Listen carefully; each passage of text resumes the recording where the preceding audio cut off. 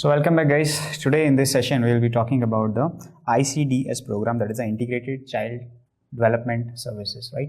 So basically ICDS, it was launched on 2nd of October 1975. Yes, that was Gandhi Jayanti. 2nd of October 1975 it was launched, right? It is coming under which ministry? Comes under the MOHFW. Yes, that is the Ministry of Health and Family Welfare, right? So that is the ministry which is covering this ICDS, right? This is the logo which you can see over here, guys. Yes, this is the logo for the ICDS program. Yes, these days they are asking us the logo, right? Interestingly, so this is the logo which you need to remember over here. Once you will be seeing this, it will be you will be remembering that for sure, right? So this is the ICDS logo, right? Okay guys, so some of the salient features we shall be talking about over here. Basically ICDS programs are talking about the Anganwadi workers and the children's over there. So let's talk about some important features about the Anganwadi workers as well, right? So let's talk about some important salient features which we should be knowing about for our exam regarding Anganwadi, right? So guys, one Anganwadi worker, I'm just writing AW, right? Please remember that AW I'm writing for Anganwadi worker, right? Please do understand that. So one Anganwadi worker will be needed for about 400 to 800 population, right? In the plain area, right? And one mini Anganwadi worker, right? One mini Anganwadi worker might be needed for about 150 to 400 population. Please remember I am talking about this for plain areas, right? For the plain areas. But if I will talk about the hilly areas, if I will be talking about the hilly areas, then data will be changing over here. The population will be changing. Yes, you need to remember that. So one Anganwadi worker will be needed for around 300 to 800 population, right? And one mini Anganwadi worker will be needed. One mini Anganwadi worker will be needed for around 150 to 300 population, right? So this is the data for hilly area or the tribal areas, right? Hilly area or the tribal areas, right? So I hope you understood that. Please remember one Anganwadi worker for the 400 to 800 population in the plain areas and 300 to 800 population in the hilly or the tribal areas, right? Now let's talk about some of the criteria for the Anganwadi worker, right? How the Anganwadi worker will be coming into the system, how you will be interviewing them. Basically not the interview, it's kind of a it's kind of eligibility criteria for the Anganwadi worker, right? So let's talk about that as well. So let's talk about the criteria that could be the eligibility criteria for the Anganwadi worker. Let's talk about that, right? In the Indian healthcare system, guys, I have talked about the ASHA worker also, that what is the eligibility criteria for the ASHA worker, right? How many children she shall be having, right? For an example, she might not be having more than 2 children, right?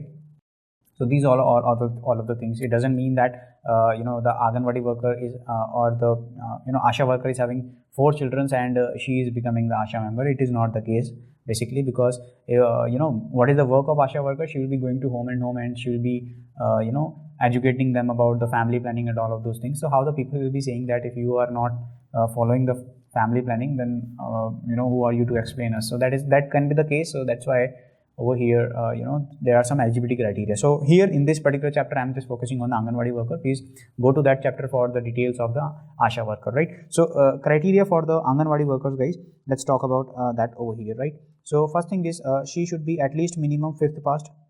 At least minimum qualification should be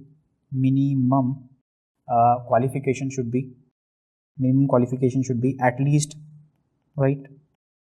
At least she should be 5th class passed. Ideally 10th class passed, right? Ideally we will be looking for 10th class passed. Ideally we will be looking for 10th class pass. That is very fine. But if we are not finding, then we shall be going for the 5th class passed. That will be our eligibility criteria as well, right? Second thing, 4 months training will be given, and this will be the informal training. We are not giving any kind of certificate to that particular lady and all. This will be the informal training, right? So 4 months training period will be there, where will be we'll be giving them training to the Anganwadi workers. We'll be giving them fixed salary per month as well, right? fixed salary per month will be provided, and it would be around minimum salary, it would be around 1500 rupees per month. Rupees 1500 on an average, I'm saying 1500 rupees per month approximately, right? Okay, then she might be married, she might be widowed, right? Or she might be divorced as well, right? That can be included in the Anganwadi workers over here. They would be usually selected by the Gram Panchayat, right? So these are your salient features which you need to remember for your exam point of view, guys. Please do remember them, so they shall be asked about the Anganwadi workers, right? Okay, one more point over here which I would like to mention over here. Anganwadi workers, AW, which I am writing for the Anganwadi worker, right? They are not eligible for delivering any kind of child or for the immunization purpose, right? They will not be injecting the patient, they will not be participating in the immunization program, but they shall be facilitating these programs, right? They shall be motivating the persons for participating in the immunization and all of these things. So there is a difference between the involvement and the facilitation of these programs, right? They shall be motivating the persons to encourage them for the blood donation part, for an example, or for the several kind of health camps for the immunization purpose, for the vaccination and all of those things. But in itself, they will not be vaccinating the people. Probably the health workers will be there for that particular work, right? And however, they will be given the basic training for some basic diseases, right? So that will be included in the 4 months training program, right? So Anganwadi worker, right, they are not allowed to do the vaccination. It was asked once, this was the MCQ. They are not allowed to do the vaccination or delivery, etc., right? For that we will be needing the health workers, right? But they shall be facilitating these kind of programs, right? Okay, now we shall be remembering some of the beneficiaries of this part, right? Some of the beneficiaries, right? Who will be the beneficiaries and what benefits they will be getting, right? So we shall be talking about them as well. Let's talk about the beneficiaries and the benefits, right? For now, I'm just talking about very important salient features over here as far as Anganwadi workers are concerned, right? So over here, the first one which shall be remembering, that is the 0 to 6 year children. They are beneficiaries. 0 to 6 year children, mainly it is focusing on the Anganwadi and the children over here, right? So 0 to 6 year children, they are the beneficiaries over here, and here they are getting what are the benefits? We are having the WHO growth charts. So we shall be doing the WHO growth charting, right? And weight for age, basically. Weight for age was the indicator, sensitive indicator for the malnutrition, if you guys remember from the growth chart chapter, right? Okay. Then other kind of benefits are also there. For example, supplementary nutrition can be given for nutrition after 6 months. Right, supplementary nutrition after 6 months, it is also included in the benefits under this program, ICDS program, right? Then the immunization program, right? Immunization is covered under this one, right? Several things are happening, according to the Anemia Mukt Bharat program. I have told you the 6 beneficiaries, 6 interventions, and the 6 institutional mechanisms over there. Over there also I have talked about the deworming through the albendazole and the iron folic acid supplementation, if you guys remember. So iron folic acid supplementation is also given under this program, right? In the PSM, many programs are linked to each other, right? So that is also the thing over here. So iron folic acid supplementation, iron folic acid tablets will be given. What will be the dose over here? However, I have talked about that in detail in the Anemia Mukt Bharat program, right? You shall be referring that chapter for the details. So iron folic acid supplementation, it is different for the different age groups. So for the 0 to 6 year age group, if I will be talking about, then it is 20 mg iron we are giving, right? With that 100 microgram of folic acid tablets, right? So that is given over there, right? Okay, what about other things? We shall be doing the deworming through the albendazole tablet. Deworming through the albendazole tablet. One albendazole tablet is containing the 400 mg, right? And how we are giving, actually, there shall be 2 scenarios over here. One condition could be that there could be the less than 2 year children, and one condition could be that there could be the more than 2 year children under this particular age group. I am talking about 0 to 6 year age group, right? And 0 to 6 year children, right? So over here we are seeing 2 groups are there. So under this category, what we shall see that less than 2 years of group, we shall be giving the half of the albendazole tablet, right? Because one tablet is containing the 400 mg. Albendazole, one tablet is containing 400 mg of its constituent, right? So we shall be giving half of it to the less than 2 years of 2 years of age group of children. So here we will be giving the half tablet, right? That is a 200 mg for 6 months, right? I mean per 6 months, not for 6 months, right? Not daily. It is just biannually we are giving 200 mg per 6 months,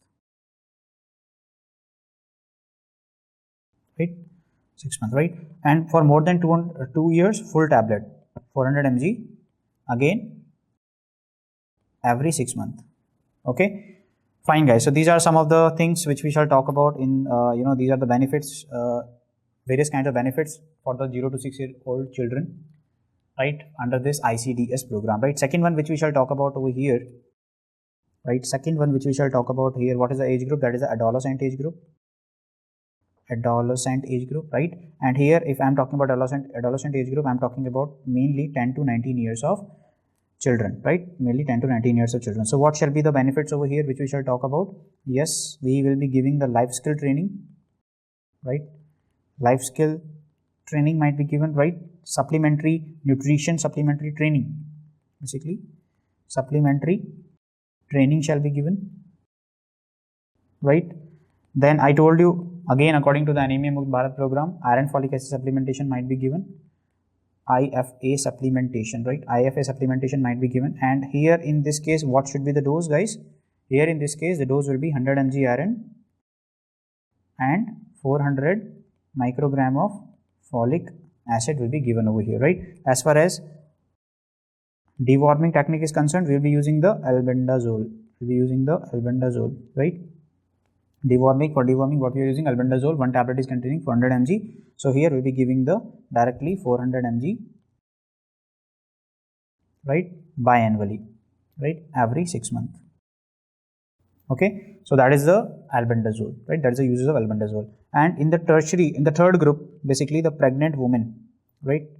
The pregnant women are also beneficiaries over here, right? Pregnant women and the lactation group, pregnant women and the lactation group over here, lactation women, they are also beneficiaries under the ICDS, and here they shall be getting the benefits like, right, under this one they shall be getting the benefits like iron folic acid supplementation. I told you that under the Anemia Mukt Bharat program, these are the beneficiaries, iron folic acid supplementation, and they will be getting the deworming as well through the albendazole, right? Same will be the dose over here, right? And they will be getting the supplementary nutrition as well under this program.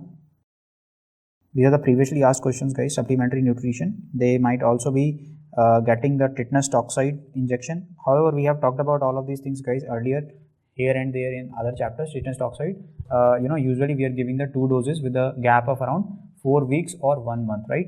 And basically, if the pregnant woman has already been taken the DT, right? Instead of tetanus toxoid, we are giving the DT also, because that is also giving the coverage for the diphtheria as well, right? So in that case, if she has been taken in the past 1 year this dose, then the only one booster dose shall be given to the patients, right? Especially I'm talking about the pregnant woman and the lactation group, right? Then the fourth one, so anytime during the pregnancy, 2 doses are usually given. 2 doses are usually given with a gap of 4 weeks. 2 doses are usually given with a gap of usually it is 4 weeks or 1 month. Okay, whatever you want to remember, right?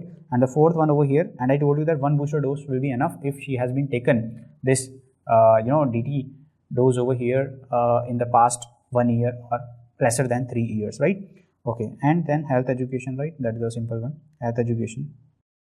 So these are some of the things which we shall be including under the beneficiaries and the benefits under this particular act, that is the ICDS Integrated Child Development Services, right? So basically, firstly, I told you about the children, that is 0 to 6 years, then adolescents 10 to 19 years, right? And the pregnant woman and the lactation, right? And we have also talked about the Anganwadi workers, right? I have talked about the eligibility criteria, and I have talked about that how many Anganwadi workers might be needed, right? One Anganwadi worker will be, taking care of 400 to 800 population and in the plain areas, and one Anganwadi worker will be catering around 300 to 800 population for the helio tribal areas. I told you ASHA worker will be catering around one village, and one village is generally carrying the 1000 people, 1000 population, right?